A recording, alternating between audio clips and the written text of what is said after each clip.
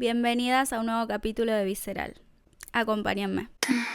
Visceral, DJ no. Visceral. Bueno, hoy vamos a hablar de la argentinidad, de cara a que va a arrancar el Mundial ya esta semana. Y lo que me parecía interesante hablar de esto es que siempre llega la época del Mundial y se nota mucha unión entre argentinos, entre nuestro país. Se nota cómo cambia el clima en la sociedad. Me parecía importante hablar de por qué para algunas personas es tan difícil valorar lo argentino hasta que es validado afuera. ¿Se entendió?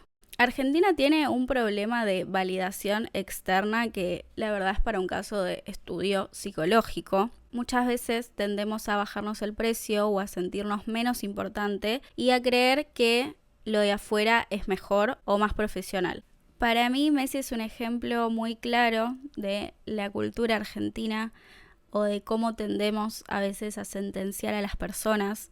Por mucho tiempo fue criticado por algunos argentinos porque le decían que no sentía la camiseta, que siempre jugaba bien para afuera y para nosotros no, que no tenía personalidad, que no tenía identidad, que solo ganaba cosas afuera, que no cantaba el himno, que no es líder y que nunca va a ser como Maradona.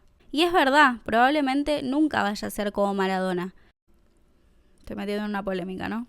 Se terminó yendo de la selección argentina porque nunca se le daba y porque sentía que la gente le había soltado la mano, ya no quería tener la presión de fallarnos más.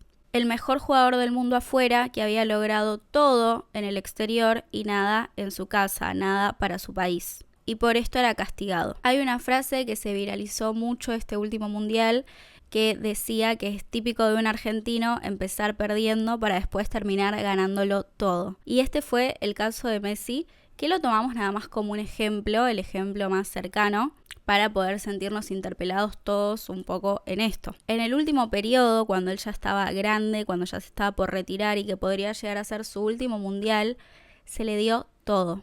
La Copa América, la Copa del Mundo, y gracias a que se le dio esto que todos queríamos, fue que la figura de Messi se pudo reivindicar de alguna manera para toda esa gente que lo menospreciaba o que lo basureaba porque no se le había dado antes.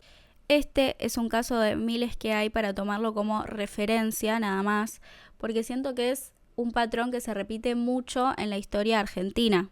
Muchas veces cuando las cosas no están saliendo como lo queremos, tendemos a perder la fe y a menospreciarnos a nosotros mismos y a los demás. Seguramente el caso de Messi era un reflejo de lo que estaba pasando en la sociedad en ese momento, pero no deja de ser un buen caso para este análisis.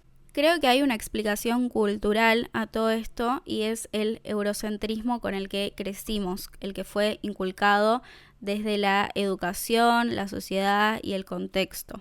Siempre lo de afuera, particularmente lo de Europa, es mejor, es más sofisticado. Piensen en la cantidad de veces que escuchamos la frase la salida está en Ezeiza o lo de afuera siempre es mejor comprar las cosas importadas, escuchar a los artistas extranjeros, tienen mejores shows, afuera está la mejor ropa, los mejores paisajes, cuando esto no es así. Esto es algo muy instalado en Latinoamérica en general. Piensen cuánto más se nos enseña de la historia de los países de Europa o de otros continentes y lo poco que se enseña de nuestra región. Muchas veces lo latinoamericano aparece como algo menor, de menor calidad, y es lógico que tengamos estos pensamientos de ir a trabajar afuera a un trabajo que no haríamos en nuestro país simplemente por aspirar a algo mejor. Muchas veces seguimos pensando así sin darnos cuenta, buscando la validación extranjera para sentirnos conformes con lo que tenemos. ¿Por qué nos impactó tanto la alegría del mundial, de ganar el mundial? Seguramente por la sensación de poder concretar uno de nuestros más grandes sueños que teníamos todos, que eso es algo que en nuestra cultura se ve como imposible. Cuando la mayoría de la gente no puede lograr los sueños que tiene, algo tan simbólico como lo es el mundial y ganarlo enfrente de todo el mundo, a los ojos de todos, nos llena de alegría. Argentina no solo es primero en el fútbol, no solo tiene a los mejores jugadores de la historia, sino que también fue pionero en el mundo y en la región en un montón de cuestiones. Por ejemplo, tuvimos la primer mujer presidenta del mundo. Fuimos el primer país en tener el voto femenino obligatorio en todo el mundo. La legisladora mujer más joven de toda la región. Tuvimos una participación política femenina muy temprana. Fuimos uno de los países pioneros en la región en conseguir a través de la lucha la ley de la interrupción voluntaria del embarazo. Y me parece importante mencionar estas cuestiones porque así como tenemos inculcado y no nos damos cuenta esta creencia de que lo de afuera siempre es mejor, también en Argentina muchas veces se escuchan como si maneja mal es porque seguro es mujer. Todas alguna vez lo habremos escuchado y vos después ves como el tipo viene haciendo 20 maniobras horribles y la culpa es tuya porque vos sos mujer y estás manejando. Durante décadas se instaló que las mujeres no sabían de fútbol, que si estaban en un partido es porque iban a acompañar a su novio o a su papá. Las periodistas deportivas tuvieron que demostrar 10 veces más que cualquier otro varón. Oímos cómo fueron criticadas las primeras mujeres árbitros en los partidos de fútbol, pero no por ser malas árbitros, porque seguro lo que están cobrando está mal porque son mujeres. Y hoy podemos ver chicas creciendo con referentes que antes ni existían. Y así como me parece que tenemos que tener orgullo por lo que logramos, que fue esta Copa del Mundial, me parece que hay que darnos cuenta que hay muchas cosas por las cuales estar unidos y muchas cosas por las cuales estar orgullosos. Y seguramente conocemos muchos más políticos, pensadores, escritores de afuera que las propias mujeres de nuestro país que cambiaron nuestra historia. Se enseña menos, se visibiliza mucho menos. Y todo esto siento que es importante remarcarlo y tomar conciencia porque somos la generación que puede cambiar todo esto. Argentina no es perfecta, está muy lejos de eso y tiene muchísimas cosas que mejorar. Pero tenemos que dejar de repetir automáticamente eso y empezar a buscar soluciones para las cosas que queremos cambiar hoy. Durante mucho tiempo crecimos escuchando dos versiones de la historia. Que Argentina es el mejor país del mundo y que Argentina no tiene solución.